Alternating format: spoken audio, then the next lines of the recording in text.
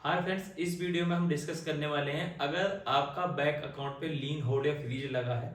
आप बैंक के चक्कर काट रहे हो, साइबर सेल के चक्कर काट रहे हो, लेकिन आपको ये पता नहीं चल पा रहा है कि मेरा जो अकाउंट है वो किस पर्टिकुलर अमाउंट के लिए या किस पर्टिकुलर साइबर सेल के द्वारा या किस पर्टिकुलर ट्रांजेक्शन की कंप्लेन पर अकाउंट फ्रीज या होल्ड या लीन लगा है। नॉर्मली क्या होता है कि अब दो तीन सिचुएशन है जो डिस्कस करते हैं। अगर बैंक अकाउंट लीन होल्ड, वो बात वो एक ही है, किसी भी तरीके से चाहे पूरा डेबिट फ्रीज है और आपको डिटेल नहीं मिल रही, तो आपको क्या करना है। देखो, सबसे पहला ऑप्शन, जब आपको मैसेज आता है, वैसे तो बैंक आपसे अगर देखोगे प्राइवेट खासकर सरकारी भी सर्विस चार्ज लेते हैं आपको एसएमएस के थ्रू अपडेट देने के लिए और ईमेल का भी। आप अपनी कभी ट्रांजैक्शन डिटेल देखेंगे तो आपको वो दिखेगा कि एक ईयरली वो वहां पर अमाउंट डिडक्ट करते हैं। जैसे कि आप अगर कुछ हैवी अमाउंट 5,000 से ज्यादा का बैंक में डिपॉजिट करते हैं तो आपको मैसेज के थ्रू आता है। उस जो पर्टिकुलर कम्युनिकेशन के लिए वो एक सर्विस के लिए चार्ज करते हैं।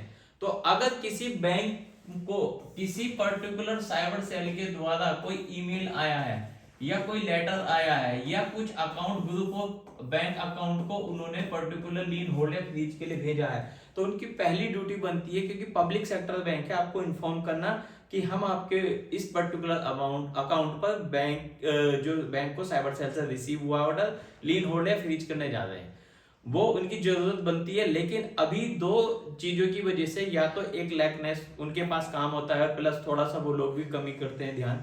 दूसरा, या फिर जो अभी साइबर का बर्डन है जो ट्रेंडिंग में है और उनके पास डेली बेसिस के 100+ बंदे इसी चीज के लिए पूछने के लिए जाते हैं, तो वो ये मैसेज या इन सब चीजों को मिस कर जाते हैं। तो अगर आपको भी, अगर आपके अकाउंट पर इस तरीके की कोई सिचुएशन है, लीन होल्ड या फ्रीज है, कहीं से मैसेज आया है या आपको पता चला या आप ट्रांजैक्शन कर रहे थे, वहां पर एरर शो कर रहा था, लिख रहा था कि आप ब्रांच को विजिट कीजिए, या किसी पर्टिकुलर ट्रांजैक्शन को आप ऐप में देख पा रहे हैं, तो आपको क्या करना है।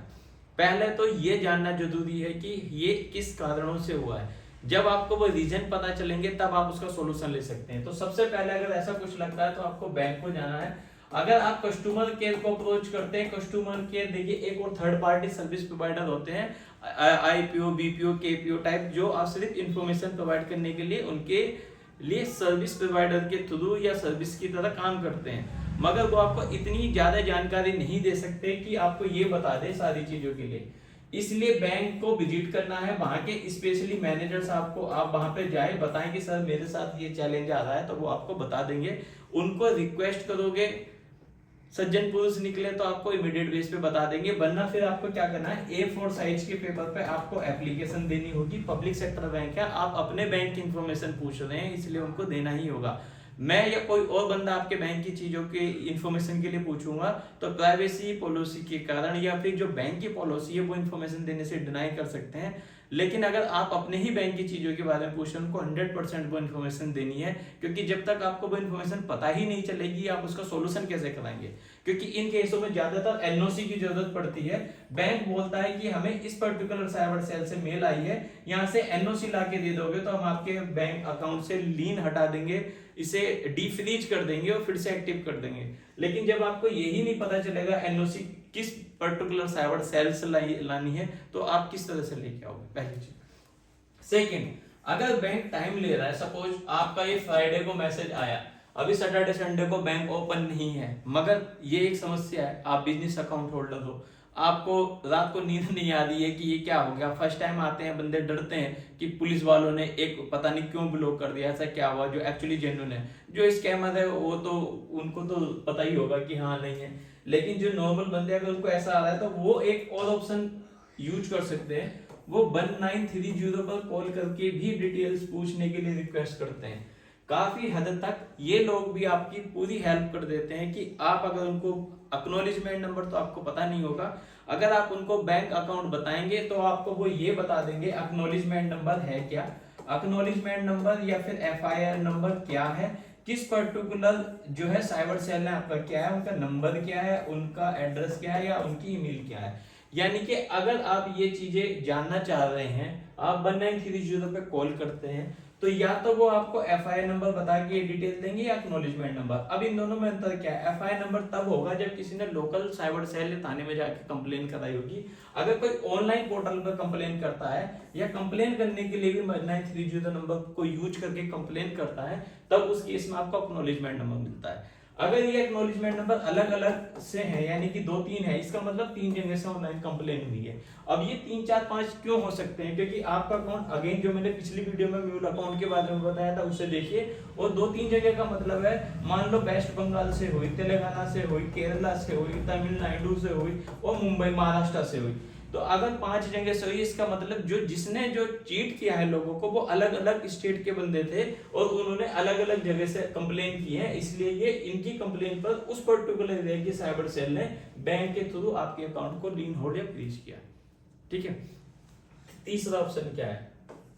अगर कई बार क्या देखा जाता है, दिक्कतें थोड़ी थोड़ी सभी चीजों के साथ है, ये नहीं बताते, ठीक है, ये भी कभी टाइम लेते हैं। कभी ये होता है कि इसमें हम ट्राई कर रहे हैं सब, मगर ये लगता नहीं है, लगता है तो वो 112 में डायल कर देता है या थोड़ी देर के बाद ऑटोमेटिक कट जाता है। और सबसे बड़ा चैलेंज कि सर इसको बार बार लगाते हैं हमेशा बिजी आता है। वो चांस है कि हमेशा बिजी आने के लिए आप अकेले नहीं हो जिनको साइबर लोग ठग रहे हैं। बहुत सारे ऐसे लोग हैं जिनको डेली बेसिस पे कर रहे हैं। इतना अवेयरनेस क्रिएट करने के बाद भी इतने लोग हैं जो लालच में फंसते हैं, किसी ना किसी तरीके से बिना लालच के भी वो उन लोगों को ट्रैप कर लेते हैं।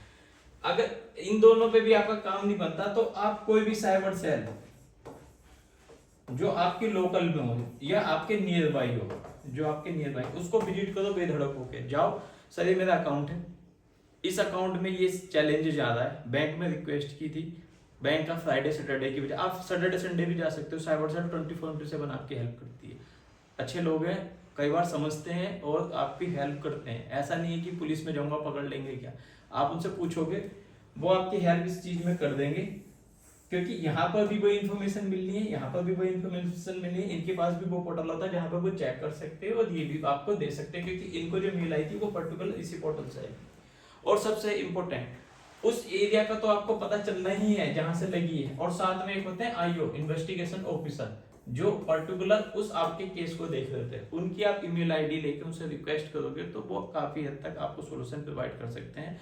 मगर ये डिपेंड करता है केस टू केस कि आप गलती से फंसे हो, आप जानबूझ के पैसा करते थे, आपने रेंट पे दिया था, वो केस टू केस है। अभी सब चीजें में फिट नहीं बैठ सकता। कभी आप सोचो कि आईओ के लिए सर ने बोल दिया था और हम चले जाएं, अगर आपने गलती की है तो वो आपको भरनी होगी।